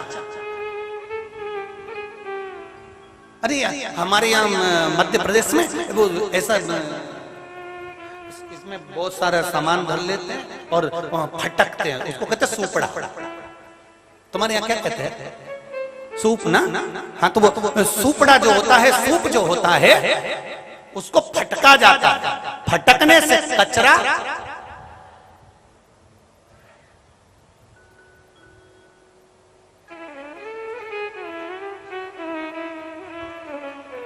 चलनी में और सूपड़े में, ये सूप में और चलनी में अंतर है। पहले के जमाने में केवल कचरा साफ करने के लिए सूपड़ा ही चलता था। बोलो सही है गलत है? ये चलनी नहीं चलती थी। पहले के जमाने में केवल सूपड़ा चलता था, सूप चलता था, जिससे कचरा फटक दिया जाता था, कचरा बाहर हो जाता था। आज के जमाने में वो चलनी चल गई, क्योंकि जल्दी काम चाहिए ना तुम लोगों को, थोड़ा तो जल्दी से निकाल कर। चलनी में और सूप में एक अंतर है। जो पुराने जमाने के लोग थे, उन्होंने चलनी का निर्माण नहीं करा, उन्होंने सूप का निर्माण करा। क्यों?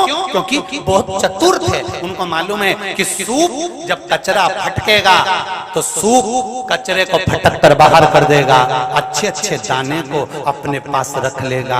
चलनी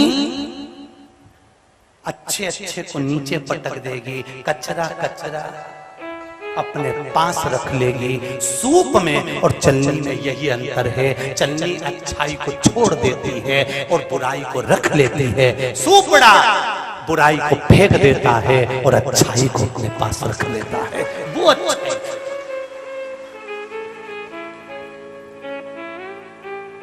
जैसे फटका लगाया जाता है और कचरा बाहर हो जाता है।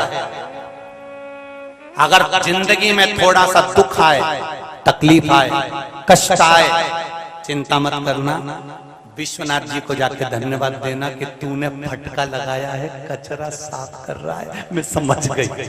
तो थोड़ा कचरा साफ, थोड़ा दुख आया है ना, कचरा साफ करने के लिए। कोई अपशब्द बोल रहा है, कोई ताने दे रहा है, कोई गाली दे रहा है, कोई आपके उंगली उठा रहा है, कोई बार बार आपकी निंदा कर रहा है, बार बार ताने दे रहा है, बार बार गलत गलत बोलने को तैयार बैठा हुआ है। समझ लेना कि महादेव ने इस सूपड़े को तुम्हारे पास भेजा है तुम्हारे को फटकने के लिए। ये जब जब बोलेगा तेरे लिए आड़ा टेढ़ी बोलेगा, ये जब जब बोलेगा तेरे लिए गलत ही बोलेगा। समझ जाना कि सूपड़ा परमात्मा ने तेरे लिए भेज दिया है, जिससे ये फटकी लगा लगा के तुझे एकदम क्लीन कर देगा, साफ कर देगा, तेरा जीवन निर्मल कर देगा। पहचानो इन सूपड़ों को, पहचानो।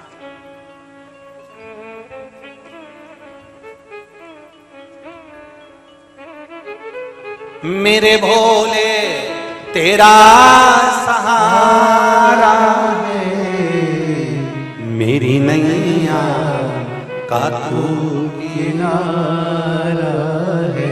इसके सिवा कोई साधन नहीं। हमारा परमात्मा हमारा हो जाए, उसका चरणारविंद का सुख हमको मिल जाए। एक लोटा जल जब हम शिव को चढ़ाने के लिए जाएं, घर से जल लेकर जाओ, घर से जल भर कर लेकर जाओ, और पास में अगर गंगा जल हो तो गंगा जल भर कर लेकर जाओ, मना नहीं। पर घर से आप इसलिए जल लेकर जाना क्योंकि घर में 3 दोष होते हैं। पहला पितृदोष, दूसरा कालसर्प दोष, तीसरा वास्तु दोष।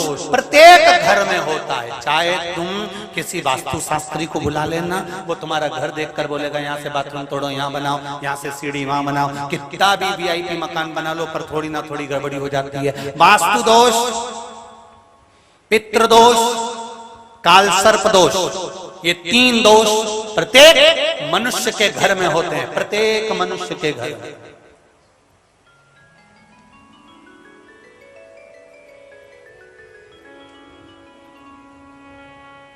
प्रत्येक मनुष्य के घर में ये 3 दोष हैं। अब इन दोष को मिटाने के लिए करना क्या है?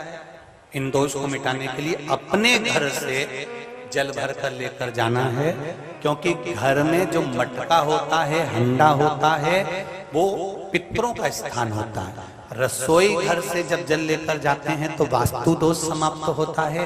हंडे में से पानी भर कर लेकर जाते हैं तो पितृ दोष समाप्त होता है। और घर के दरवाजे से लेकर जाते हैं तो काल सर्प दोष समाप्त होता है। और शिव को चढ़ाने से हमें आनंद की अनुभूति। कई लोग हमसे कहते हैं 1 लोटा जल चढ़ाने से सारे दुख मिट जाते हैं। इतने सारे ये पत्र ढेर लगे हैं, क्या इतने? बस 1 लोटा जल चढ़ाने से दुख क्यों मिटता है? क्योंकि 3 दोष तो केवल लोटा ले जाने से ही मिट जाता है। एक माता ने लिखा है कि कुष्ठ रोग तक मिट गया। देखिए पत्र देखिए,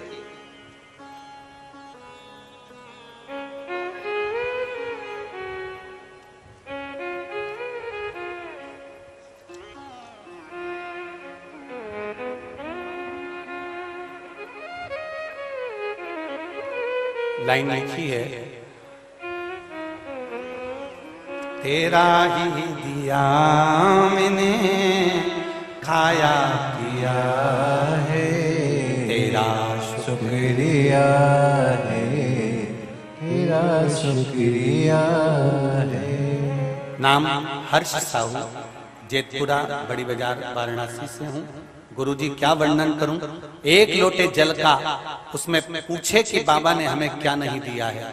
जब से 1 लोटा जल चढ़ाना प्रारंभ किया है तब से मेरा सारा दुख कष्ट बाबा ने हर लिया है। अशोक सुंदरी पर लाल चंदन पीला चंदन लगाकर चढ़ाने से क्या फायदा होता है गुरुजी? कुष्ठ रोग तक बाबा मुक्त कर देते हैं। मेरा सारा रोग बाबा ने हर लिया गुरुदेव। जो दवाइयां असर नहीं कर पाई वो बाबा ने कर दिया गुरुजी। मेरा जीवन सवार दिया। जिसने पत्र लिखा हो वो हाथ हिलाइएगा। आप ही ने लिखा, श्री शिवाय नमस्तुभ्यम। बाबा ने मेरा रोग हर लिया गुरुदेव। जीवन था नारी का, कैसे मेरे बाबा ने मेरा साथ दिया है, ये मैं क्या वर्णन करूं।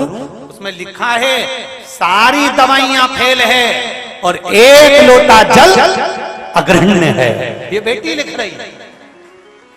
इतना बड़ा रोग मेरा बाबा ने मिटा दिया गुरुदेव, केवल लाल चंदन का प्रयोग करने से। बैठो बैठो। श्री शिवाय नमस्ते। ये शंभु, ये शिव है, ये शंकर, ये औघड़ी।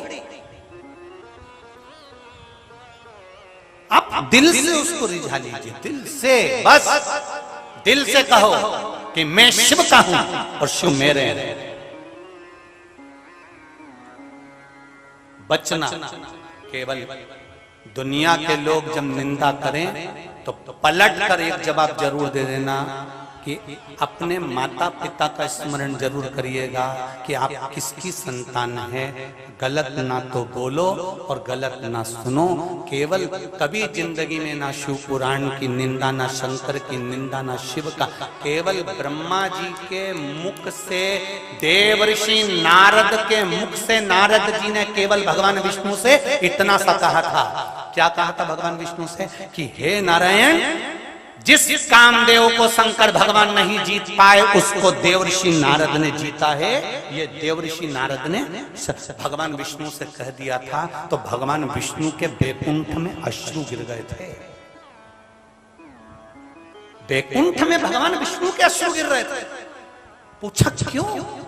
लक्ष्मी जी पूछ रही, नारायण आप रो रहे हो, आप रो रहे हो। भगवान विष्णु ने कहा, लक्ष्मी ये देव ऋषि नारद ने तो निंदा कर दी और मैंने सुन ली, उसका दोष मुझे लग गया। निंदा कोई कर रहा है शंकर की, शिव की, शिव पुराण की, तो उसको या तो रोक दो, नहीं रुके तो वहां से फिर डिलीट हो जाओ। अपने को बोलना ही नहीं, उसको शब्द ही नहीं कहना। निंदा कर दी लक्ष्मी, इस नारद ने निंदा कर दी, तो उससे होगा क्या? निंदा से कुछ होता है क्या? भगवान विष्णु ने कहा, लक्ष्मी तू यही तो नहीं जानती, देव ऋषि नारद ने शंकर जी की निंदा करी है, तो देव ऋषि नारद ने जिस मुख से निंदा करी है इसको बंदर का मुंह लगेगा, और मैंने जिस मुख से सुनी है मुझे घोड़े का मुंह लगेगा, मुझे घोड़े का मुंह लगेगा। लक्ष्मी जी ने कहा, घोड़े का मुंह? हाँ, क्योंकि मैंने निंदा सुनी है। अगर निंदा सुनी है तो एक बार मुझे पशु का मुख लगना ही पड़ेगा, और भगवान विष्णु का हयग्रीव अवतार हुआ, घोड़े का मुंह लगा, केवल निंदा सुनने के कारण, केवल निंदा। कोई आड़ा टेढ़ा बोले आप उसको पलट कर जवाब दो, कोई अपशब्द बोले एक बार तड़क कर जवाब दे दो, जोरदार जवाब दो, भले कोई बोले, और अगर नहीं बोलते मने तो वहां से हट जा। निंदा सुनना नहीं, निंदा करना नहीं, और हम निंदा सुनने के लिए पैदा नहीं हुए। हमारा मनुष्य की योनि निंदा सुनने के लिए नहीं मिली है, ये मनुष्य की योनि 83,99,999 योनि काटने के बाद ये मनुष्य की देह मिली है, केवल शिव का नाम जाप करने के लिए। श्री शिवाय नमस्तुभ्यम बोलो, बड़ी मुश्किल से मिली, कैसे गंवा दें इसको, कैसे उलझनों में उलझ जाए इसको। भजा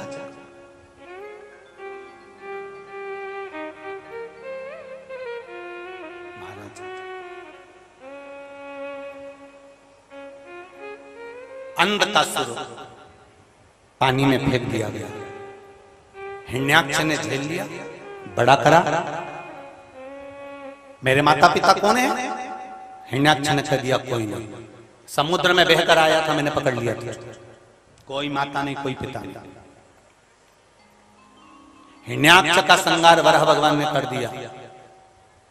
अंधकासुर ने अपने दूतों से कहा कि मेरे को तप करना है, तप करने अंधकासुर बैठा। भगवान ब्रह्मा जी से वर मांगा कि मुझे वर दो, मैं कभी मरूं ना। ब्रह्मा जी ने कहा, ऐसा कभी नहीं हो सकता कि तू मरेगा नहीं, मरना तो पड़ेगा। बादाम खाओगे तो भी मरेगा, किशमिश खाओगे तो भी मरेगा, रोटी खाओगे तो भी मरेगा, नी खाओगे तो भी मरेगा, ये तो मरना तो निश्चित है, मरना बिल्कुल निश्चित है। तुम चाहे कथा सुनो चाहे मत सुनो, मरोगे तो सही, ये तो निश्चित है। बस कथा सुनकर मर गए तो वापस जन्म नहीं होगा, और कथा नहीं सुनकर मर गए तो फिर नरक की जिंदगी जीना। 83,99,999 योनियां वापिस प्राप्त कर, फिर चींटी बनो, जुआ बनो, फिर कोई निकालेगा।